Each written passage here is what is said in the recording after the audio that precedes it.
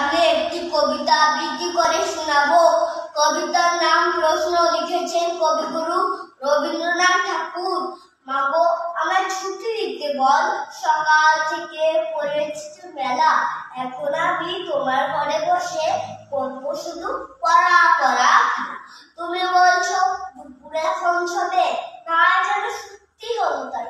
একদিনও কি দুপুর বেলা হলে বিকেল হলো মনে করতে নাই।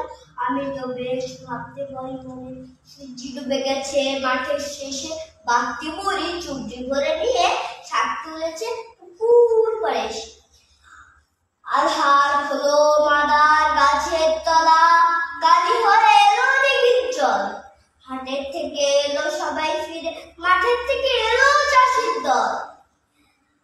মনে কর না উঠলো সাজের তারা, মনে কর না সন্ধে হলো যেন, রাতের বেলা দুপুর যদি হয়